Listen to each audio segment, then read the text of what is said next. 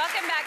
When you think about a lecture series, you probably think of something like the TED Talks, accomplished people sharing stories of success and giving tips on how we can do it too. But our next guests are doing something a bit different. They're part of a global series we have to call F-Up Nights. So on these nights, speakers share their biggest mistakes and professional failures to help others. Please welcome the founder of the Toronto chapter, Marsha Drucker, and participant Joseph Ng. Welcome.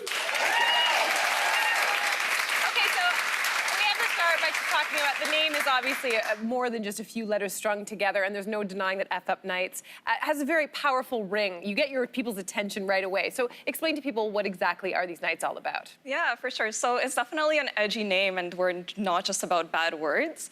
So F-Up Nights Toronto is a speaker series and community that shares stories of professional failure. So we have monthly events where we bring out 3 speakers and they share their biggest professional F-ups in front of a room full of strangers. Yeah, that's right. We live in this world of Instagram and social media where we share our biggest achievements and, we put filters on everything, but we're really not willing to share our failures. So F-Up Nights events are here to change that. We're here to shift that conversation and really create a fun and accessible environment where people can come out and learn from failure. And we're actually in 300 different cities and 84 countries all over the world, so it's a global movement.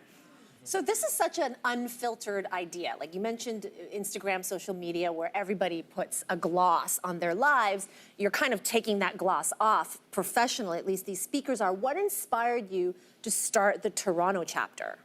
Yeah, so I actually went to my first F-Up Night when I was working abroad in Tel Aviv. And I've never seen people share stories of failure before. It was so different and so refreshing. For me personally, my career really hasn't been a straight line. I'm always open to trying new things, and you're gonna fail along the way. So going out to that event, it was so different to me, and I really felt like I found my tribe there. And when I got back to Toronto, I really wanted to go out to the events here, see how I can get involved, maybe volunteer.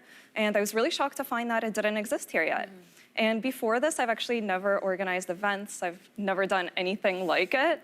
But I thought it would be pretty ironic if I managed to fail at something called F-Up Nights.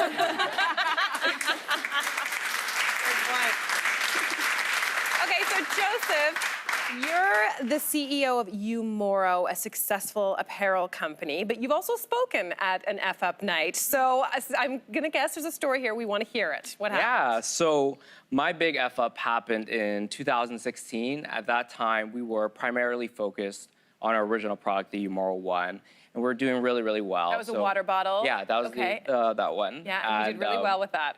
Yeah, so we decided to expand to sportswear because at that time, why not? And call it hubris, call it overconfidence. But I overcommitted on inventory, bought over $100,000 worth of inventory.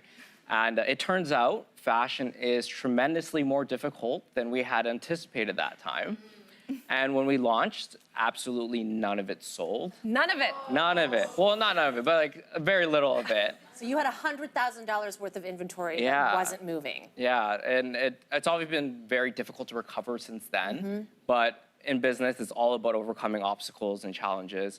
And thankfully, we were able to find various charities to donate all the clothing to. And fast forward to today, Umoro's now killing it with the techno apparel. And our newest company, Shift Supply Group, we actually now design and manufacture for other brands. And we just shipped our millionth garment, which is really exciting. Wow. Okay, so at the same time, you've been to one of these events, you have shared your failure, and business owners, entrepreneurs don't typically do that. They brag about their wins. They don't necessarily talk about their losses. You made yourself vulnerable. Why did you want to go up on a stage and be like, here's the time that I sucked? Well, I really want to share my story because I think in this day and age, a lot of people are really afraid of stepping out of their comfort zone. They're afraid of failure. They're afraid of the unknown. But it's only by embracing failure and venturing out into the unknown that you can truly push yourself forward as an individual and as a society. And at the end of the day, if you're trying to do something that's never been done before, you are gonna F up, you are gonna make mistakes, you are gonna fail, and that's okay because that's just a part of the process. But that being said, you have to make sure you learn your lessons from your mistakes. Right. But as Thomas Edison once said, I haven't failed. I found 10,000 ways that won't work. People are often tremendously afraid of doing public speaking. And so I can only imagine that adding that extra layer of talking about a terrible mistake you made being that much more nerve-wracking. So what was it like speaking to a group of strangers about your story? Yeah, you know what? Speaking at Marsha's event, it was almost a little cathartic because you're sharing your stories and your lessons with your peers. People who've gone through similar struggles, people who've gone through the same journey as you have. And there's a sense of understanding in the room. Whereas when you talk to your friends and family about this, they might not know what's happening. They might not know what you're going through. So there's a little disconnect there. Marsha, would you say that like there's something going on, like because as Lainey mentioned, people have traditionally tried to hide their mistakes. Is there some shift going on in the public's consciousness right now? Yeah, there's definitely a shift that's happening. I mean, I've seen it over the last year and a half doing these events. With the very first event, it was such a challenge to find speakers who were going to be brave enough and, really go out there and be so vulnerable and share their F-ups publicly. Now I get emails almost daily from people who want to share their failures and really want to help others learn from them. And I think globally, like, people are really just jumping on the bandwagon. It seems like failure is trending. Celebrities are sharing their failures, and it's just, there's been a really great shift around it. Failure's getting a facelift. I like it. Yeah, failure is cool. Yeah. Well, and then here's a question. Do you think that in order to be super successful, you kind of need to fail? Absolutely. If you're staying within your comfort zone and you're not pushing the boundaries, that's when you're going to be doing what you've done before. But if you're trying to accomplish something that's never been done before, you have to do things you have never done before. And you have to push the boundaries, and by doing that, you are going to fail. And it's all about the learning process. Anyone who's built a very large company knows that it's cumulative learning that pushes yourself forward and actually your company forward. And it's all just a part of the process in the end. Now, Joseph, despite your stumbles, ultimately your success story. You were able to come back from it.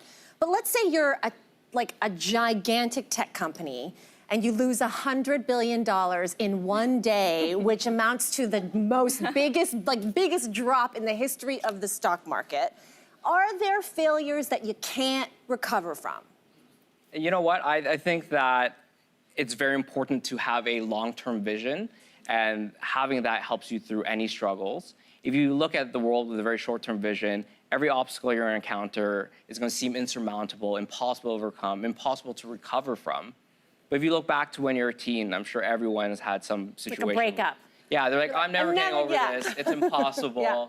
But fast forward to today, it's very trivial. And that's the importance, that's the power of having a long-term vision, is that those same obstacles that seem impossible to overcome in the short term just become bumps along the road. And with regards to Facebook, Mark Zuckerberg has a very long-term vision. And yeah, it was the largest one-day loss, but it's also one of the largest companies we've ever had in history. And they're already recovering. And he's much more focused on the long term and not focused on the short term like that. Well, thank you both, Marsha and Joseph, for being here and sharing your stories. For more information on upcoming F-Up Nights events, visit our website after the show, and we'll be right back.